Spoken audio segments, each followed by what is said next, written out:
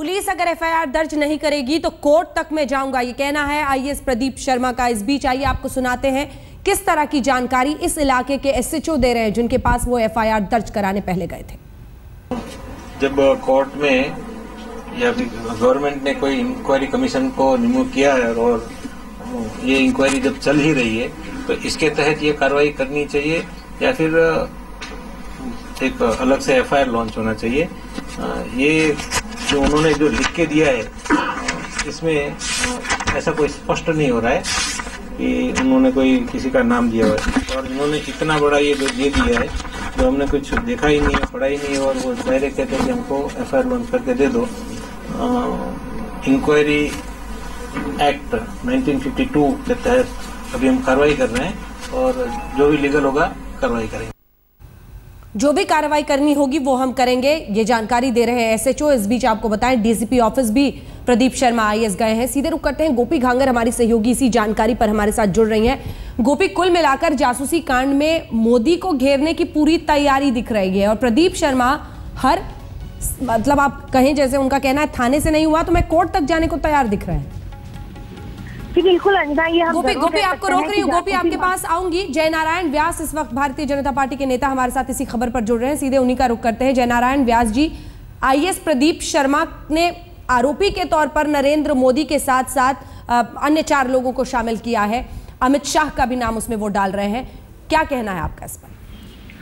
देखिए, after they have beaten retreat and they have not succeeded in Zakia Jafri case, these people are anyway trying to bring Shri Narendra Modi into one or the other way into the fix and the controversy, wherein there is a commission. Jainarayan ji, आप आज तक पे हैं, हिंदी में बोलेंगे तो हमारे दर्शक बेहतर समझेंगे।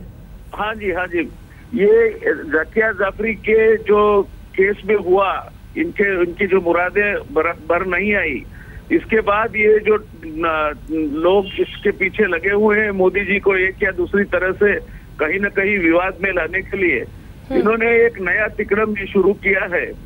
मैं मानता हूं कि जब एक कमीशन इसमें जांच कर रहा है और एक सुप्रीम कोर्ट के पास भी एक याचिका अभी न्याय के लिए न्यायाधीन है, ऐसे मौके पे वही मुद्दे को लेकर ये नया तिकड़म खड़ा कर देना। अरे जयनारायण व्यास जी, तरह से कहीं न कहीं नरेंद्र जी को इस कंट्रोवर्सी में लाके उनके नाम के साथ कहीं न कहीं कुछ ऐसी चीजें जुड़ जाए। जयनारायण जी, आप जो कह रहे हैं इन दलीलों में क्या दम है? सबसे पहले तो जाकिया जाफरी के मामले से इसको जोड़ना बिल्कुल ठीक नहीं है।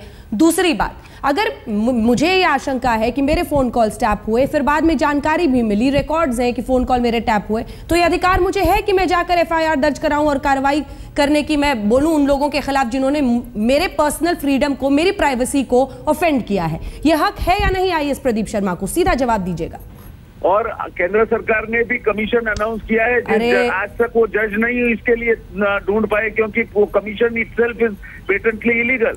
अरे सर, आप क्या कह रहे हैं? आपने मेरा सवाल सुना? जयनारायण जी, मेरा सवाल सुना? कमीशन के सामने कह सकते हैं।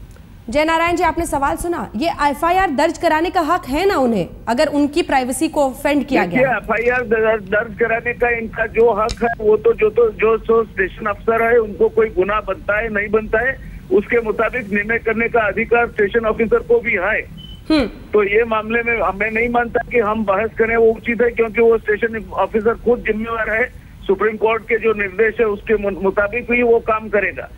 मगर ये मुद्दे को उछालने बारी बारी से एक या दूसरे कोने से और कहीं न कहीं मोदी जी को कहीं विवाद में घसीटने की एक बिल्कुल सोची समझी साजिश चल रही है। कौन साजिश रच रहा है? क्योंकि सुप्रीम कोर्ट में भी यही मुद्दा न्यायाधीन है। कौन साजिश रच रहा है? एक बिल्कुल गलत कमीशन की रचना की जिसके लिए आज तक वो न्यायाधीश नहीं ढूंढ पाए, तो अभी एक कमीशन जांच कर रहा है। आप उनके सामने जाके जो भी है आपकी बातें कहो, क्या तकलीफ है आपको? नहीं, साजिश कौन रच रहा है? एक आखिरी जवाब आपसे। साजिश तो ये आप जानते हैं, सिस्ता सेतलवाड़ से लेके एक पूरी ये इनके सामने एक टोली बनी हुई है। जी। तो ये क्या दूसरे बहाने इनको कहीं न कहीं विवाद में घसीटने का प्रयत्न करती रहती है। ठीक है, बहुत बहुत शुक्रिया आपका।